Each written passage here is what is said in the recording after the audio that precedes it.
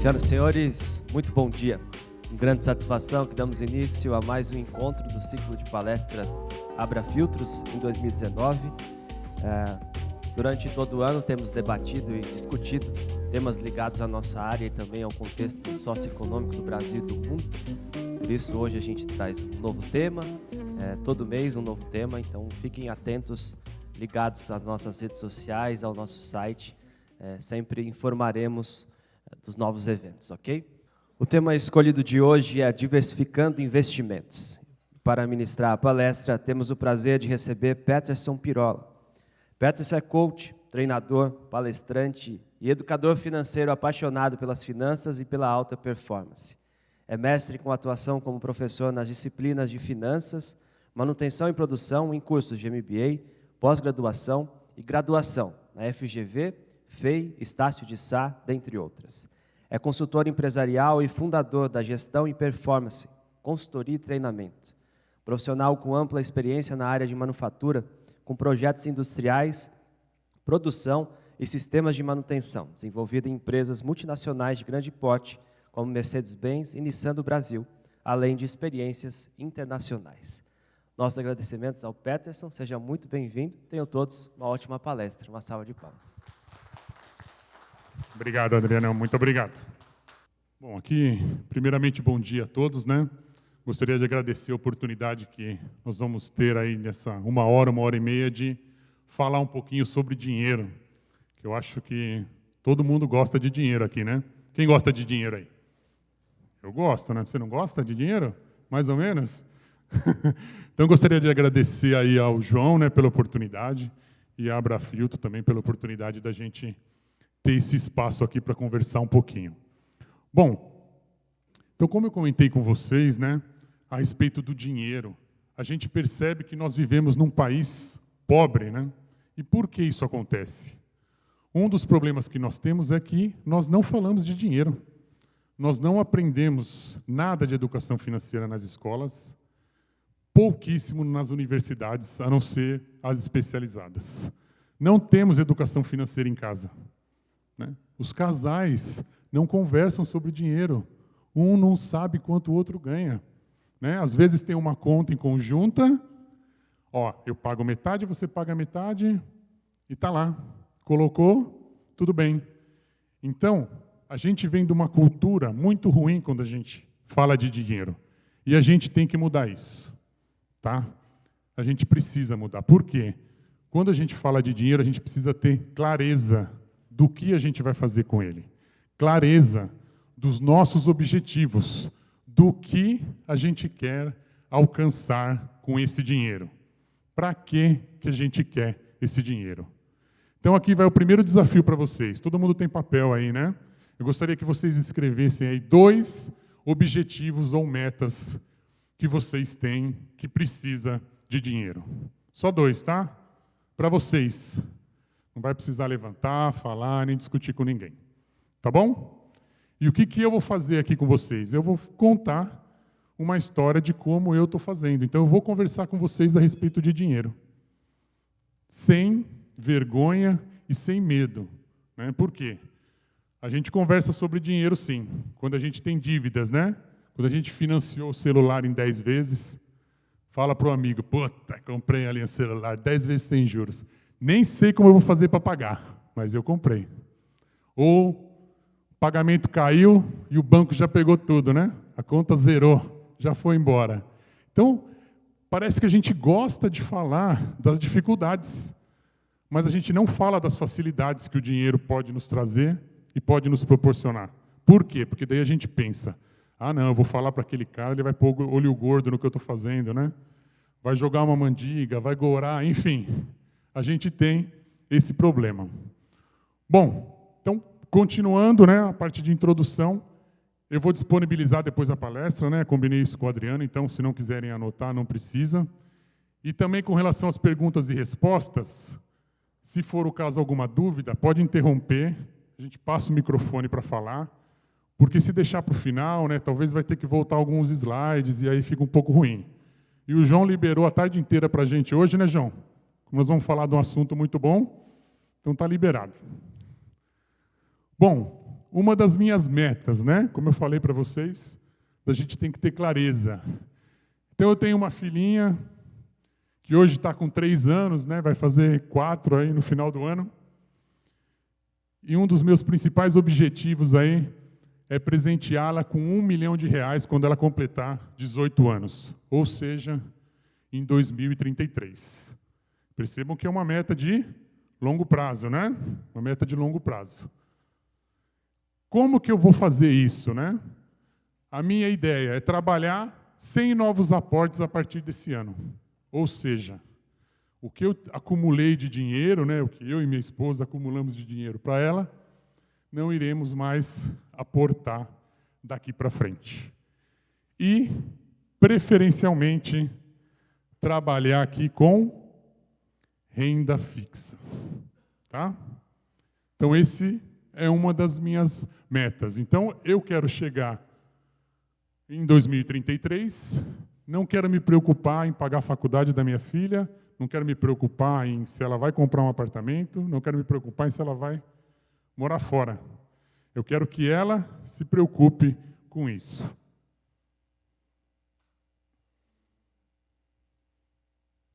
Bom, olha só. A minha filha, ela tem uma conta na corretora de valores desde os 3 dias de idade. 3 dias de idade. Todo mundo sabe o que é corretora de valores aqui? Tudo bem? Tem algum bancário aqui? Banqueiro também? Nenhum? Que bom. Aplicações em títulos do Tesouro Direto, CDB, LCI e LCA. Então, essa é a estratégia que eu estou utilizando até o momento. LCI e LCA, letra de crédito imobiliário e letra de crédito do agronegócio. Ou seja, né, se você compra alguma dessas letras, você está emprestando dinheiro para o setor imobiliário ou para o setor do agronegócio. Trabalhar no médio prazo, né? Por quê? Consegue taxas aí mais atraentes. E, claro, né, diversificando a carteira aí entre títulos públicos e títulos privados. Bom, o saldo que existia em 31/12/98 na conta dela era de R$ 198.500. Eu fiz a projeção, né? 15 anos para ter R$1 milhão. Eu preciso obter aí uma rentabilidade anual de 11,38%, ou seja, uma mensal de 0,9%. Esse aqui seria a projeção, né, para esse ano, e essa é a situação real, né? Ou seja, no meio do ano, né, eu já atingi a meta estabelecida para o final do ano. Como que eu estou fazendo isso, né? Primeiro, poupança, né? Então, poupança, hoje a poupança está rendendo 0,37% ao mês, ou seja, quase nada, né? Seria uma rentabilidade de 4,6% ao ano. Metade, menos da metade do que eu preciso. Então, a poupança está fora de cogitação. Então, se você tem o dinheiro aplicado na poupança ainda, aproveite, né, a hora que a gente for tomar um café, não precisa se manifestar agora, conversa comigo, fala, olha, eu tenho ainda, como é que eu faço para fugir disso? A não ser que você tenha uma poupança anterior a 2012, porque ela está rendendo 0,5% ao mês. Então, o rendimento está adequado. E o que acontece aqui, né?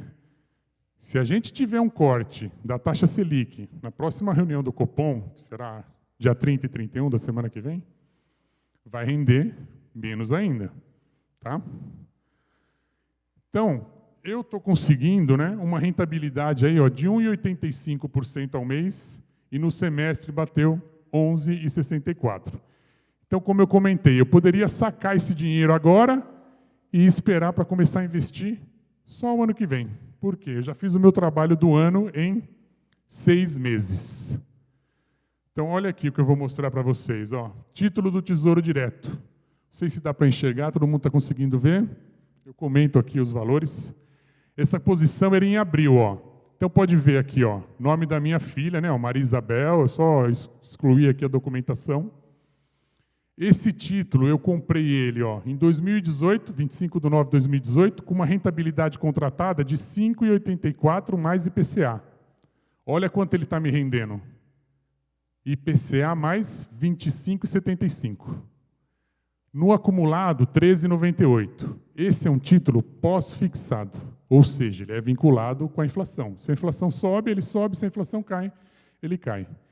Esse é um título pré-fixado, ou seja, o valor de rendimento dele é acordado no início da compra e depois ele se mantém. Esse pré-fixado é de 2017. A rentabilidade contratada dele foi 10,47.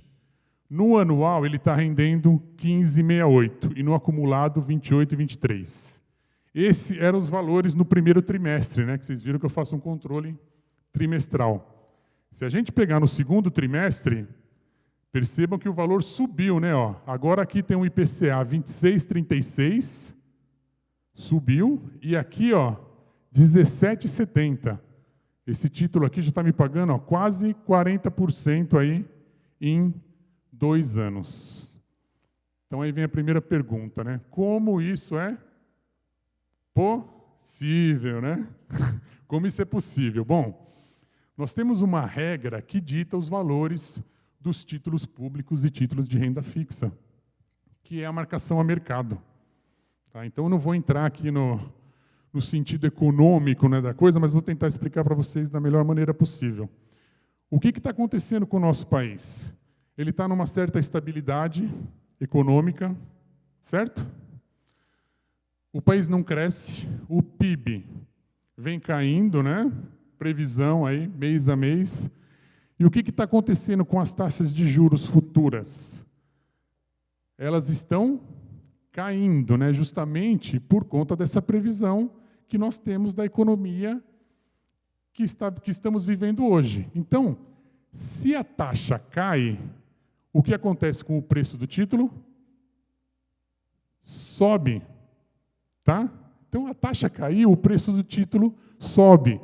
Então, ele faz esse fenômeno aqui acontecer no título. Mas veja, esse valor é se eu vender o título antecipado. Está escrito aqui, no caso de venda antecipada. Se eu não vender esse título e segurá-lo até 2023, que é a data dele, eu vou receber quanto? 10,47% ao ano. Eu vou receber o contratado. Tá? Então, a marcação a mercado ela funciona tanto para o título pré quanto para o título pós. Porque o que está acontecendo? Né? Olha só, esse título 2024, IPCA mais 5,84, se a gente der uma olhadinha aqui, quanto que o governo está vendendo ele agora? IPCA mais 2,88. Então, eu comprei com a taxa de 5,84. Se eu segurar, eu vou receber a inflação mais a taxa. Só que agora o governo já está vendendo a 2,88. O título que eu comprei em 2023, a 10,47, ele não tem aqui mais, foi substituído por 2025. Ele está rendendo 7% ao ano. Tá? Isso aqui muda diariamente, de acordo com o que eu falei para vocês. E o contrário também pode acontecer. Então, você pode perder dinheiro aqui também se você vender antecipado. Vamos dar um exemplo. O Paulo Guedes discute com o governo, fala que não vai mais tocar a revisão da Previdência, vai embora, vai morar em outro país. O que vai acontecer? Todo mundo vai ficar com medo, o pessoal, para emprestar dinheiro para o Brasil, vai querer ganhar mais. Se ele vai querer ganhar mais, a taxa vai subir. Se a taxa subir, o que vai acontecer com o preço do título? Vai cair. Tá? Mas o que eu comprei, eu vou receber no valor acordado. Aqui, se eu fosse resgatar, né, então aqui está o valor dele, 2.700 e pouco. Né? Eu paguei 2.200 e pouco, aqui dá 2.700 e pouco. E aqui são as taxas, né, de rentabilidade em casos de venda antecipada. Olha, posição de 17/7. Pessoal, isso aqui tudo eu tirei do site do Tesouro Direto, tá? Não é nenhuma informação confidencial, isso aqui é disponível para todo mundo. Então, olha só, as taxas dos títulos, né? nos 12 meses, olha a variação dos títulos, né, de rentabilidade. Olha só, 34, 38, o que rendeu menos aqui, ó, foi 9%, só que é um título que já vence daqui 6 meses, né? 5 meses ele vence. Olha aqui na segunda página, ó. O título IPCA+, para 2045, olha quanto rendeu em um ano. 81%. Ou seja, né, você teria uma rentabilidade de 81% se você tivesse comprado esse título em julho do ano passado e vendesse agora, né? Claro, se você efetuar a venda. Então, a gente vê muita gente falando, né, de bolsa de valores, mas dá para você ganhar dinheiro com a renda fixa também, né? Dá para você ganhar dinheiro com a renda fixa. É só você saber alocar o seu capital e ver direitinho o que vai acontecer com ele. Por exemplo, a próxima reunião do Copom é 99% de chance que nós vamos ter uma redução na taxa Selic. Nós vamos ver isso, né? Vou mostrar para vocês. Olha, aqui talvez não dá para ler aqui, mas eu mostro, ó, outros exemplos, né? Isso aqui é um CDB do banco BMG. Olha só a taxa. IPCA mais 7,30%. Então, o IPCA está em torno de 3%, né? Isso aqui está rendendo 10% ao mês. Só que o que acontece nesses casos? Você fica com o dinheiro preso, né? Porque o vencimento é no final do prazo, né? Então, são 5 anos aqui, ó, liquidez no vencimento. Olha esse outro CDB aqui do Banco Fibra. 16,35%.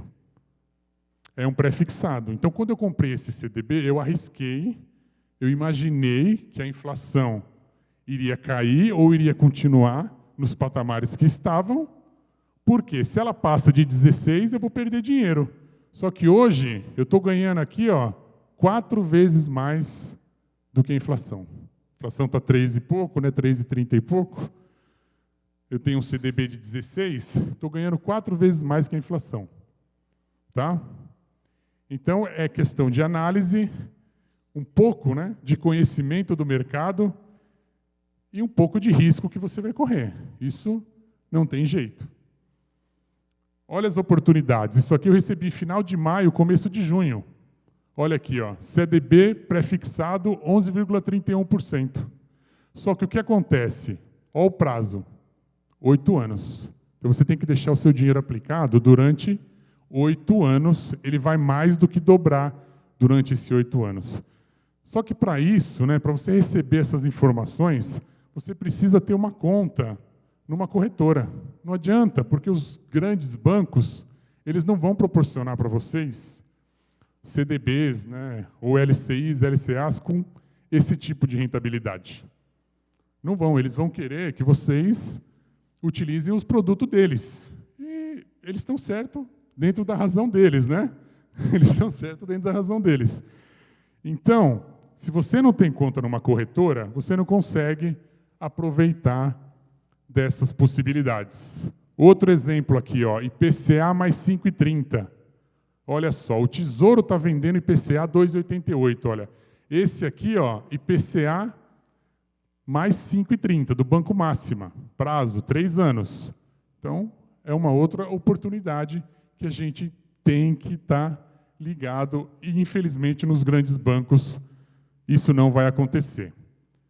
Agora aqui, muitas pessoas comentam, né? Ah, eu tenho medo de abrir conta em corretoras, porque eu não conheço a corretora. Todas as corretoras são reguladas pela CVM, né? Comissão de Valores Mobiliários. E quando você compra alguma coisa pela corretora, ela nada mais é que o agente de custódia. Ela guarda esse título para você, né? Simplificando. O título é seu, está no seu nome. Então vocês viram lá, está no nome da minha filha, está no nome da pessoa. Tanto é que quando acontece alguma coisa, se a pessoa vem a falecer, isso aí vai para o inventário. As ações também é a mesma coisa, porque você tem que declarar no imposto de renda. Né? É um bem, é um ativo que você tem. Tá? E para valores, né, no caso de CDB, a gente tem também o fundo garantidor de crédito. Então, valores até R$250 mil por CPF e por instituição, esse fundo garantidor de crédito ressarce o dinheiro caso venha ter algum problema. Olha aquilo que eu comentei para vocês, né? Vamos falar um pouquinho do PIB. O PIB, nós começamos com uma previsão de 2,50 ao ano. Eu sei que vocês também estão sofrendo com isso, né? Olha só, a projeção da semana passada, né? Foi do dia 12, esse aqui, ó. 0,81 de fechar. Esse número 20 aqui, a setinha para baixo, quer dizer que faz 20 semanas que é revisado para baixo. 20 semanas. Olha o que já estão pensando da taxa Selic, ó. Estavam pensando em 5,75, agora já estão pensando em 5,50, ou seja, 1 ponto percentual abaixo do que nós estamos hoje. Então, quando isso começa a acontecer, o governo ele vai ter que tomar alguma providência aqui, né? Porque a gente vê que o nosso país está estagnado e ele vai tentar mexer aqui para ver se consegue melhorar. Então, se a taxa Selic cair, provavelmente o preço dos títulos vão subir, né? Vai subir. Gente, tudo bem até aqui? Alguém quer fazer alguma pergunta? Vamos falar um pouquinho do mercado financeiro, né? Além dos títulos dos Tesouro Direto e CDB que nós comentamos, a gente tem demais títulos, né, e ações que são negociadas. Então, o mercado financeiro é um ambiente de compra e venda de valores mobiliários. Então, além de mercadorias, você compra contratos também, né? Você pode negociar contratos presentes, contratos futuros, enfim. Ações e opções, né? Quando você fala de empresas de capital aberto, títulos do governo, do Estado ou de empresas, né? Dívidas, debêntures, câmbio, né? Dólar, euro, peso, mercadorias, ouro, café, açúcar, boi, milho, fundos, né? Os imobiliários, renda fixa e multimercado, que são os mais conhecidos. E o índice Bovespa, né? O índice Bovespa nada mais é que um benchmark que nós temos na nossa bolsa de valores. Hoje o índice é composto por 66 ações. Só que não são só 66 ações que têm capital aberto na nossa bolsa de valores, né? Na nossa bolsa de valores são muito mais. Mas esse índice é composto por as ações mais negociadas, que têm mais liquidez e maior volume, e ele é a cada trimestre, a cada quadrimestre, recalculado, tá? Alguns resultados, né, do primeiro semestre. O Ibovespa teve uma alta de 14,88%. Então, se você tivesse uma ação ou uma ETF, né, que representa o índice Bovespa, você teria ganhado 14,88%. Olha a CSN. CSN teve uma alta de 98,32%.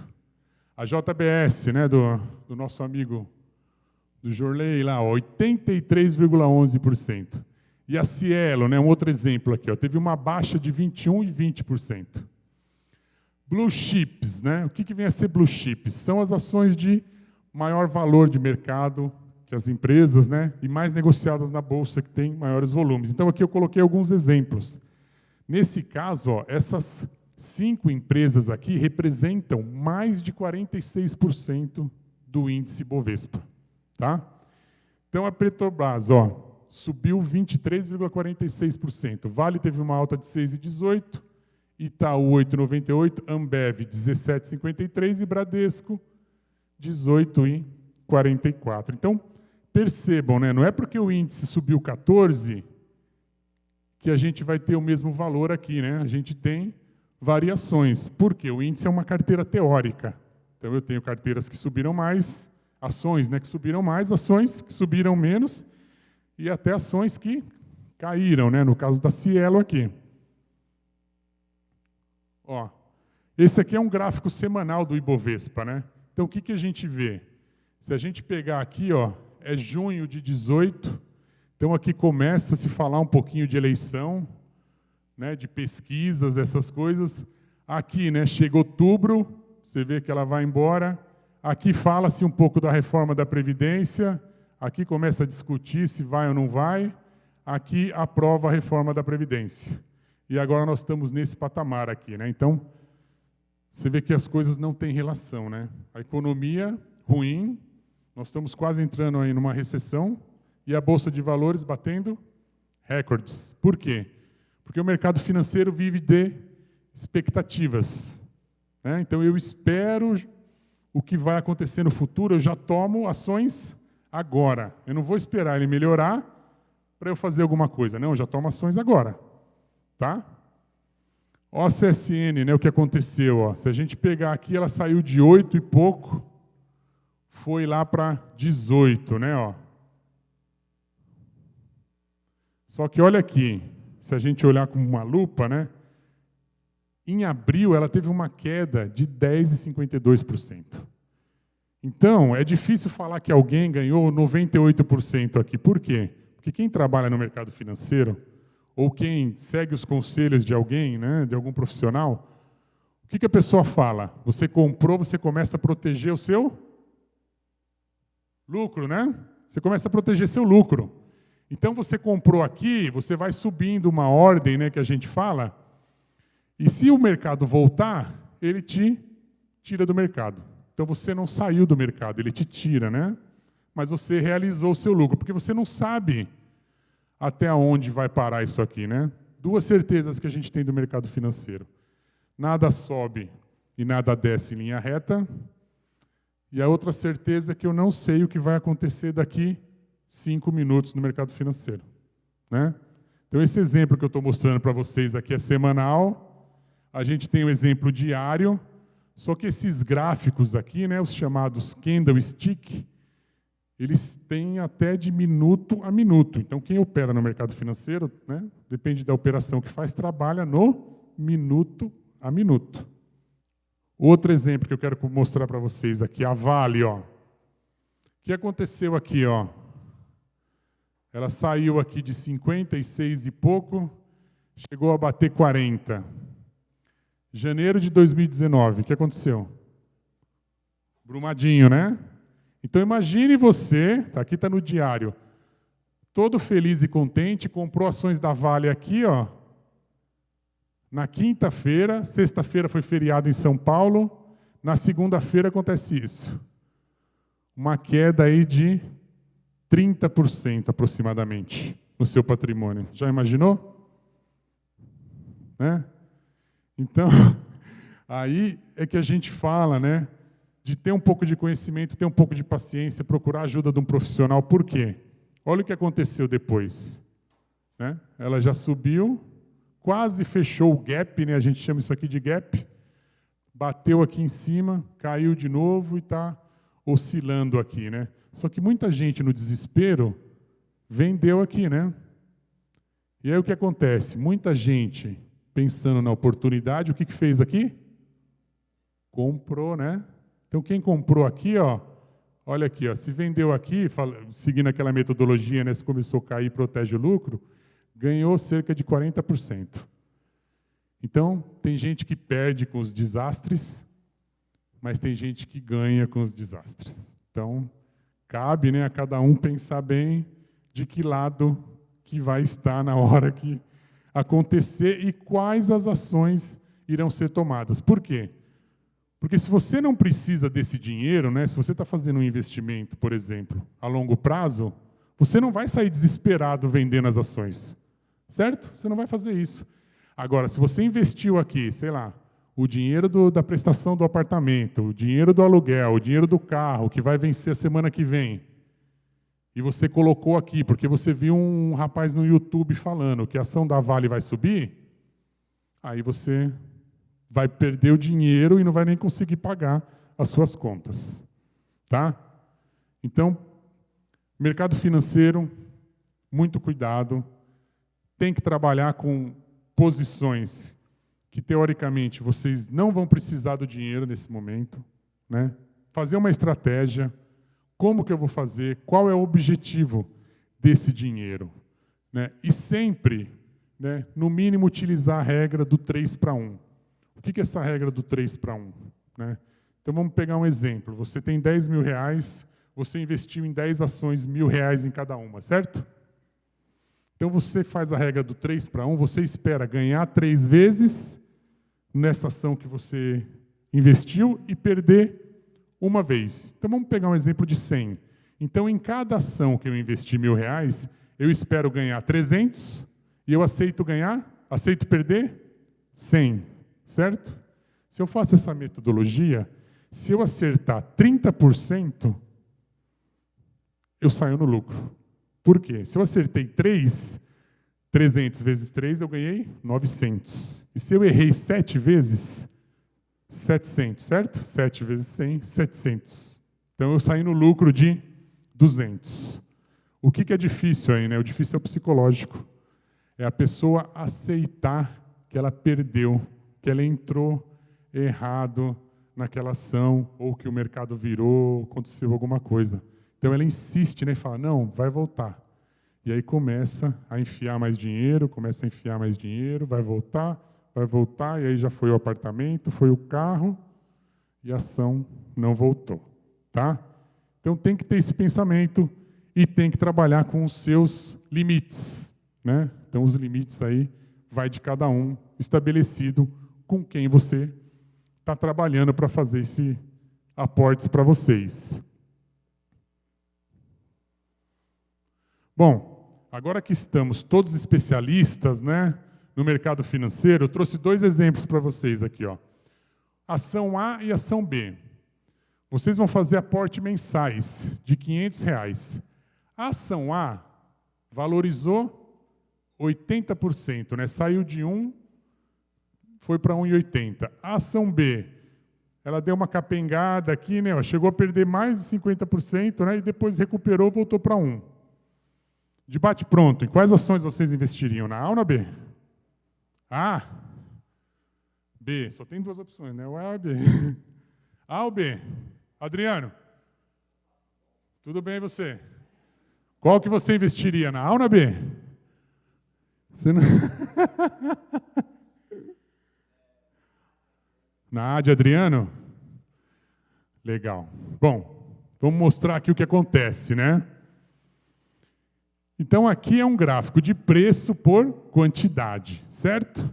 Então, conforme o preço da ação A vai subindo, eu consigo comprar menos ações, certo? Eu estou investindo sempre R$500, consigo comprar menos ações.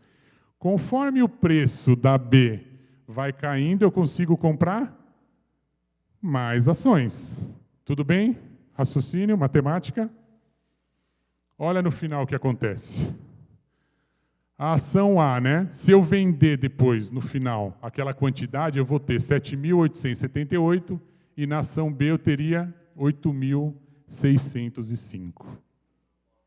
Por isso você está pobre, Adriano? Então, aqui, primeira lição, né? A gente vê a importância dos aportes constantes. Se você tivesse feito um único aporte na ação A, de R$500, quanto você teria agora? R$900, certo? Você teria R$900, 80% subiu. E na ação B você teria os R$500, o mesmo valor. Só que o que acontece? Como foi realizado aportes mensais, vocês viram o resultado aqui. E não é que quem investiu na A fez besteira, não. Por quê? Olha a rentabilidade de quem investiu na A. Conseguiu uma rentabilidade de 4,82% ao mês. E quem investiu na B conseguiu uma rentabilidade de 6,34% ao mês. Tá? Então, são dicas, informações que a gente tem que ter em mente de quando está trabalhando com renda variável. É lógico, né? O que a gente tem que pensar também, né? Desculpa. Se a gente pega o exemplo da Cielo, né? Olha o que está acontecendo com a Cielo. Desde 2018, ela vem num lindo canal de baixa, né? Olha só que maravilhoso. Ela não sai disso aqui, ó. Ela bate em cima e volta, né? Bate em cima e volta. E o que acontece? Né? Ela saiu de 26 e pouco, chegou a 6. Então aqui não dá também para você ficar enfiando dinheiro, né? Por isso que tem que se fazer uma análise. Por isso que precisa da ajuda de um profissional. Por quê? Mesmo acontecendo isso, olha, entre dezembro, janeiro e fevereiro aqui de 2019, esse valor aqui, ó, dá mais de 50% de alta. Dá mais de 50%. Mas olha o que está acontecendo, né? E a gente não sabe, né? Enquanto não reverter esse canal aqui de baixa, não dá para arriscar investir, por exemplo, na Cielo por longo prazo. E a Cielo, a gente sabe, né, vem sofrendo muito com as maquininhas aí de pagamentos eletrônicos, né, um mercado aí que as barreiras de Porter aí não funcionam, né? Todo mundo tem hoje, então tem, até o UOL tem, né? O UOL tem, a Stone, Rede, todos os bancos têm, então fica difícil de competir. Bom, falando mais um pouquinho dos... Oi. Só uma observação. No microfone, acho que dá para ouvir. Porque assim, a gente mudou um pouco o pensamento, porque hoje a gente consegue perceber que abrir uma conta numa corretora de valores, ter contato com esses tipos de investimento, até mesmo a bolsa de valores, é possível a cada um de nós facilmente, ou mesmo, tipo por nós lá, a gente começa a ver que isso é possível, né? Agora, chega uma hora que esse tipo de visão a gente não consegue ter. Então, eu sozinha fui lá, abri conta em corretora de valores, apliquei dinheiro, essas aplicações do tipo LCI, Tesouro Direto, tudo isso a gente consegue. Agora, quando a gente chega na Bolsa, essa previsão, por exemplo, da Vale, de manter lá, porque vai subir, ou então da Cielo, não vende, não vende, a gente vê que ela só está caindo. Isso, para a gente, já foge, né, de quem não está no meio, né? É onde a gente, de fato, precisa aí de uma ajuda especializada. Mas a consciência nossa já vem mudando muito, porque a gente começa a perceber que isso não é uma coisa longe e inalcançável, né? Então, é só uma observação, porque antes da gente ver tudo isso, o que pode acontecer com o dinheiro, até mesmo quebrar barreiras para poder encarar o dinheiro como uma coisa boa, dependendo do que a gente consegue e faz com ele, a gente tem toda uma análise de perfil, conservador ou não, né? Enfim, tudo isso para poder saber onde colocar, como colocar. Então, é só uma observação a respeito disso tudo que você está falando, porque a Bolsa, por exemplo, para mim, ainda é uma incógnita, assim, né? Então, é bastante interessante. Está ótimo. Obrigado pela sua colaboração, né? Mas é isso que você falou. E hoje, a gente faz tudo isso aqui, ó, né? Hoje a gente tem o nosso computador manual. Então, esses gráficos, né, que eu acabei de mostrar, você consegue ver aqui, ó. Então, você abre a conta numa corretora de valores, ela vai disponibilizar para você uma plataforma de negociação e você consegue fazer por aqui. É claro, para ter um pouquinho mais desses estudos, né, precisa ter um pouquinho mais de conhecimento, né? E aí as corretoras têm os analistas de investimentos, que chamam. Tá? Então, você pode conversar com a corretora. As corretoras disponibilizam, né, carteiras mensais, semanais, até diárias de investimento. Só que o que acontece? A corretora ela precisa ganhar dinheiro de alguma forma também, né? Então, ela ganha com a corretagem. Então, você compra ação, você vai pagar a corretagem. Tem corretoras que nem cobram corretagem. Por exemplo, a Clear, né? A Clear não cobra corretagem. Então, você consegue negociar e ela não cobra. Só que o suporte da Clear é diferente, por exemplo, de um suporte que você vai ter numa XP. Tá? Não estou fazendo propaganda de corretora nenhuma aqui, pelo amor de Deus. Não opero com nenhuma das duas, mas é diferente. Né?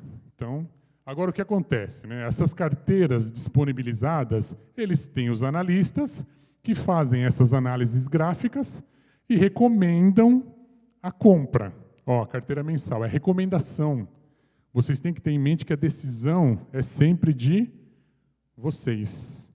Tá? A decisão é sempre de vocês. Mesmo se você colocar o dinheiro lá na corretora e falar, olha, você aplica todo mês para mim, lá. A pessoa vai pedir um e-mail para você, estou falando de renda variável, tá? Ou todo mês ela vai te ligar e falar, ó, a carteira mudou, posso aplicar na carteira nova? Pode aplicar. Porque a decisão final é sempre do cliente, né? Sempre do investidor. Aliás, o dinheiro é seu, né? O dinheiro é seu. Você que tem que tomar essa decisão. Mas algumas compras, como ela comentou, de títulos LCI e LCA, é simples, você faz pelo celular. Dá para fazer tudo pelo celular hoje em dia, né? Falando um pouquinho aqui de outro tipo de investimento, né, o fundo imobiliário. Então, o que vem a ser o fundo imobiliário, né? São fundos de investimento destinados aí a aplicações em empreendimentos imobiliários, ou também carteiras, né, que trabalham com imóveis. Então, aqui são chamados F2, FIs, né, ou F2, que muitos falam, que é aquele comentário, né, de você ser dono de um imóvel, receber o aluguel de um imóvel, sem ter preocupações com ele. Tá? Então, aqui, você compra cotas de fundos que são donos de imóveis, são donos de galpões logísticos, são donos de agências de banco, e você recebe por isso. Então, por exemplo, você quer comprar uma cota aí do ABC Plaza Shopping, shopping nosso aqui de Santo André, ó, o valor estava R$ 108,99 e o rendimento aí, ó, 0,45 centavos por cota, né, dando um rendimento de 0,41, ou seja, acima da poupança, né? Ah, eu não gosto do ABC, né? Eu quero Higienópolis, sou outro nível, né? O Higienópolis tem também, ó. Só que é o valor do Higienópolis, R$ 943,40, deu um rendimento de 3,60, 0,38%. O prédio do Hospital da Criança, ó, um exemplo aqui, ó, mesma coisa. Rede educacional, aqui são prédios da Faculdade Anhanguera, né? Também mesma coisa. Como que você compra também os fundos imobiliários? Através das corretoras de valores. Ele varia também o preço diariamente, só que é diferente das ações, né? As ações, a volatilidade é muito maior que os fundos imobiliários. Qual que é a preocupação que você tem que ter com o fundo imobiliário? Inadimplência, né? Então, se você foi no shopping aí, começou a ver um monte de loja lá vazia, alguma coisa está acontecendo. Né? Vacância, que é isso que eu acabei de falar. Inadimplência, se o pessoal está pagando ou não, mas isso tem um gestor que administra, né, para você. Você compra essas cotas, você vai passar a receber informações das cotas que você comprou. Você vai ser chamado para a assembleia, se você quiser participar. Tá? Então, esse é um exemplo de você receber um rendimento mensal de um imóvel, né, um galpão logístico, ou até mesmo fundos que aplicam em carteiras de fundos, sem ter o imóvel. Né? E aqui, abriu a conta na corretora, comprou, um mês depois já começa a cair o rendimento. Tá? Outros exemplos de fundos que temos, né? Renda fixa, que aí aplica o capital em títulos do governo CDI e CDB. Então, isso aqui é a maioria dos fundos, né, que nós temos nos grandes bancos, que aqui a gente tem o trabalho da taxa de administração, né, que aí depende da quantidade de dinheiro que você tem, você paga uma taxa de administração diferenciada. Fundo de ações, né? Investe em carteiras de ações, buscando superar o Ibovespa. Então, a gente tem aquele benchmark, esse fundo investe em ações que compõem aí a carteira ou não, buscando bater o valor do Ibovespa. Multimercado aplica nos dois, né? Tanto renda fixa quanto renda variável. E o fundo cambial é mais para trabalho aí com moedas estrangeiras.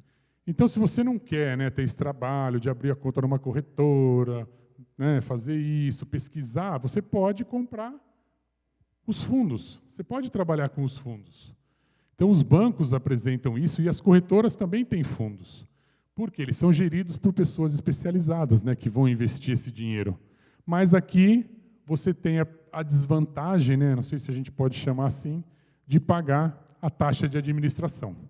Tá? Então, hoje, se você pega um fundo que tem 2,5%, por exemplo, de taxa de administração, é muita coisa, né?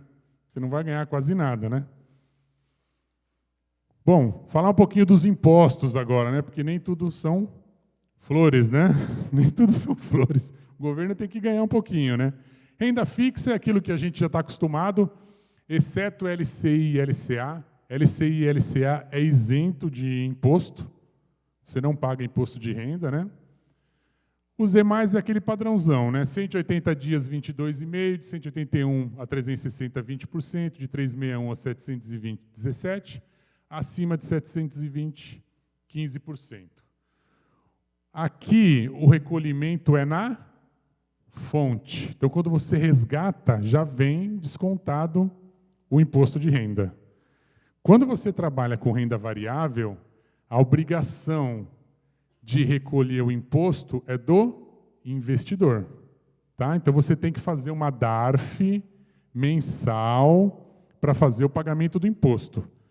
E se eu tive prejuízo? Se eu tive prejuízo, eu posso compensar no próximo mês, posso compensar no próximo ano.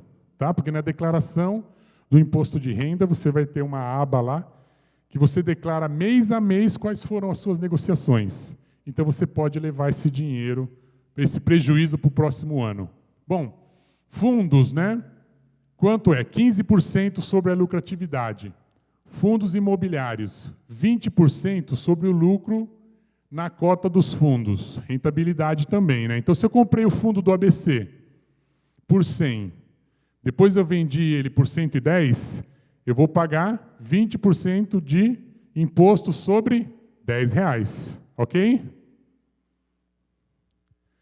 Ações, 15% sobre o lucro na venda de ações. Aqui tem uma pegadinha boa, né, para nós, né? Acima de 20 mil por mês. O que vem a ser esse acima de 20 mil por mês? Então, se você vender ações com lucro acima de 20 mil, você vai pagar um imposto. Mas o que você pode fazer aqui? Você investiu 15 mil reais, certo? Em ações. Nas ações da empresa X. Passou 3 meses, essas ações estão valendo 25 mil. Aí você decide, opa, vou vender. Se você vender tudo de uma vez, você vai pagar imposto sobre 10 mil reais. Só que se você vender, por exemplo, 15 mil no dia 31 e 10 mil no dia 1º, você vai pagar 0 de imposto. Ok? Deu para entender? A jogada aí das ações que tem como se fazer para não pagar imposto, isso é uma coisa legal. Por enquanto, né? Por enquanto, o governo não proibiu isso ainda de você fazer essa venda, né? Nos dias diferenciados. Agora, para operações de day trade, é 20% sobre o lucro. O que é operação de day trade? É comprar e vender no mesmo dia. Tá? Então, você pode comprar ação e vender no mesmo dia. Você pode comprar contrato de dólar, né, e vender no mesmo dia. Você faz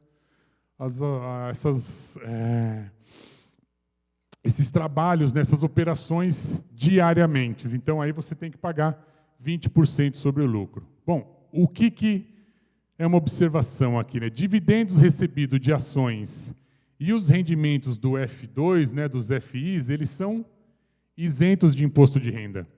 Tá? Então, você vai fazer a declaração lá do imposto de renda, você vai colocar lá nos rendimentos isentos e não tributáveis. Eles não pagam imposto de renda. É líquido, tá? Aquele valor lá que eu falei, o 0,41, enfim, é líquido de imposto de renda. Bom, acho que agora vem a melhor parte, né? Não adianta a gente falar dos investimentos se eu não tenho dinheiro, né, para investir, né? Né, Adriano? Se eu não tenho de onde tirar, como é que eu faço, né? Então, aqui vai algumas recomendações que a gente costuma fazer, né? Então, primeiro, você tem que ter noção, né, de onde vem o seu dinheiro e para onde ele está indo, né? Tem que ter essa noção, tem que ter esse conhecimento. Se as receitas aí são menores que as despesas, você tem que tomar medidas urgentes, né? Senão, você vai para o buraco. Se são iguais, tem que rever o orçamento. O que dá para melhorar? Aonde que eu posso apertar um pouco mais para começar a sobrar um pouco? E se estiver sobrando, né, se as receitas forem maiores, vamos embora, né? Vamos aproveitar para investir. Reserva de emergência, né? Ou seja, um colchão financeiro. Então, prioritariamente tem que começar por aqui. Ter uma reserva de emergência. Obrigatoriamente em renda fixa com liquidez diária. Então, pode ser o Tesouro Direto? Pode. Qual que é recomendado? O Tesouro Selic. Aqui você não está querendo ganhar dinheiro. Aqui você está se garantindo para possíveis emergências que venham acontecer na sua vida. Tá? Ideal, ó, 12 meses. Né? Alguns falam 6 meses, mas em se tratando de Brasil, o ideal é 12 meses. Reavaliar os valores anualmente. Por que tem que se fazer isso aqui? Você tem uma despesa de R$5.000 mensal, certo? No ano vai dar 60 mil. Né? Então você fez a sua reserva, deu 60 mil. Legal. No ano que vem o seu filho parou de estudar, você economizou aí R$1.000. Então não vai ser mais 60 mil que você precisa, certo? Você vai precisar de 48 mil. Aí o que você vai fazer? Esses R$12.000 de diferença você vai tirar da reserva de emergência e vai fazer uma outra aplicação com um pouco mais de risco, visando ganhar um pouco mais. E o contrário também vale, né? É 60 mil, passou para 70, opa, eu tenho que compor R$10.000 da minha reserva de emergência. Começando a investir, né? Então, escolher os investimentos de acordo com o seu perfil, que foi o que ela comentou e que nós vamos falar um pouquinho mais para frente aqui. Reinvestir os juros e dividendos recebidos.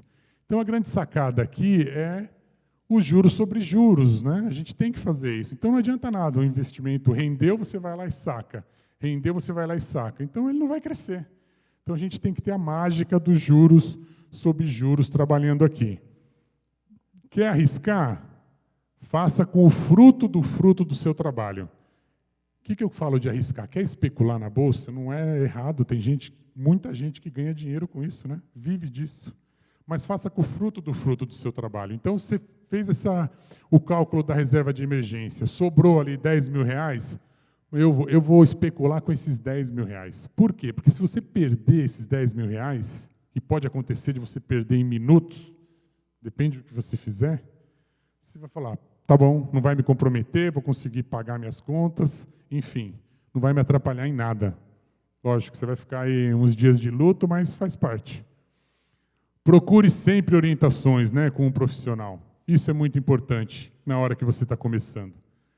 Trabalhar com os potes, né, objetivos financeiros. Então, separar verba para cada objetivo financeiro. Então, lembra que eu comentei com vocês, que vocês anotaram aí quais são as suas metas, objetivos? Como que vocês vão fazer para atingir esse objetivo?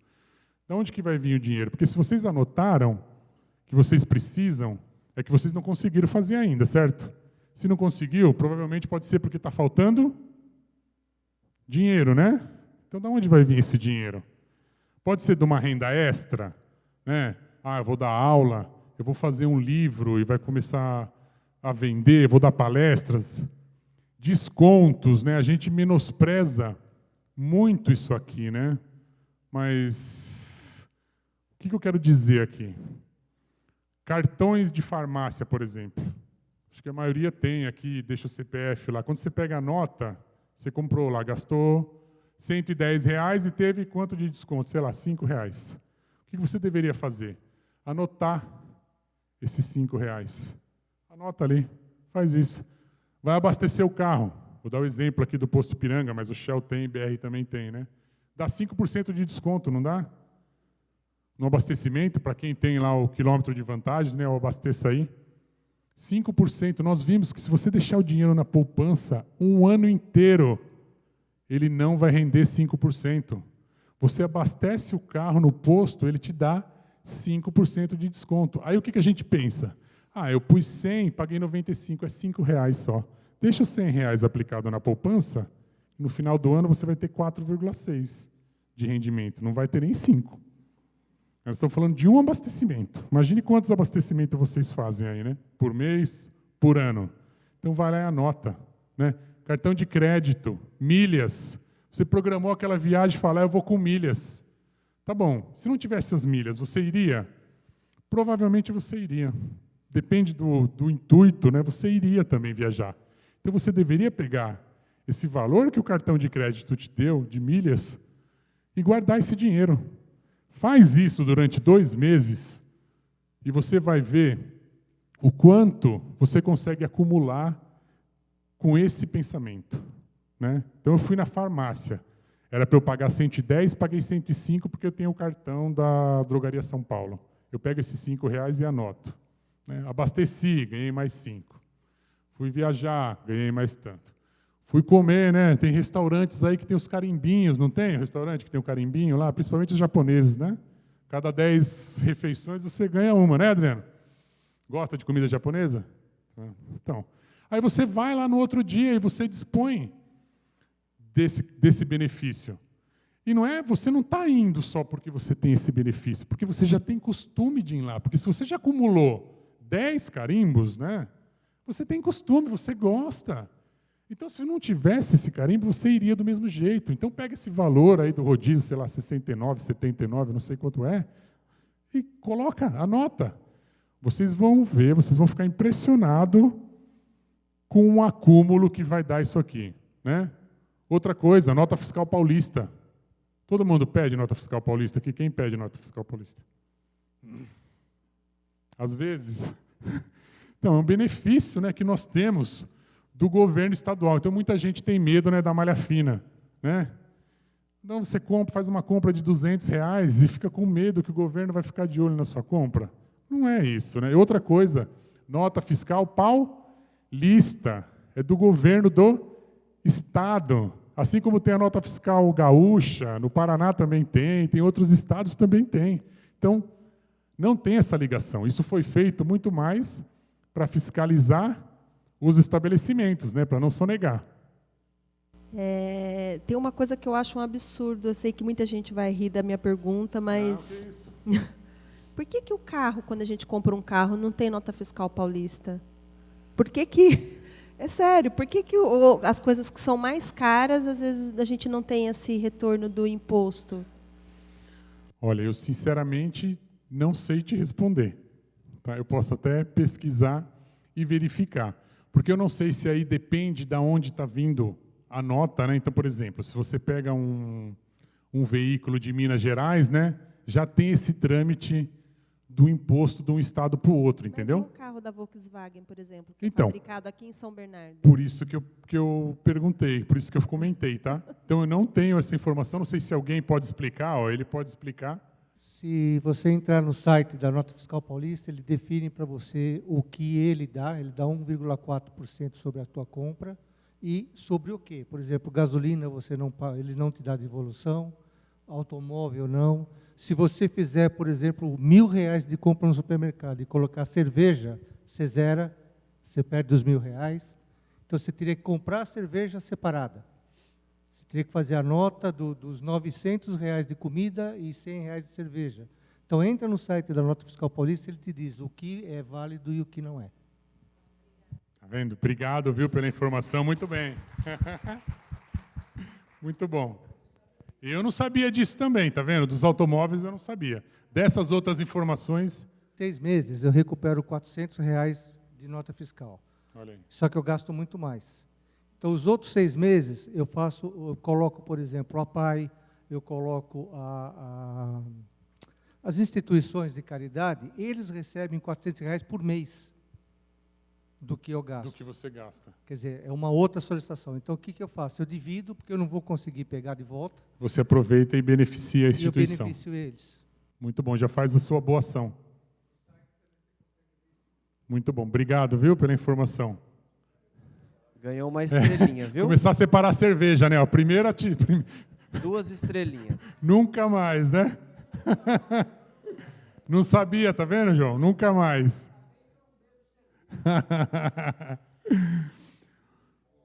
Olha, por último aqui, né? Renda passiva, né? Então, renda passiva é o dinheiro trabalhando para você. Então, por exemplo, você fez um livro, ele está lá vendendo, você já fez aquele trabalho, você só vai colher os frutos, né? O dinheiro das aplicações também entram aqui como renda passiva.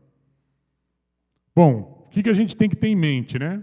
Renda principal mais a renda extra, né?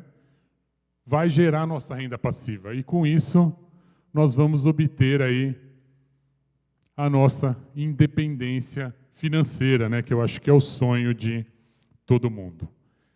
Então, para finalizar, o que eu tenho para vocês aqui, né? Que eu combinei com o Adriano.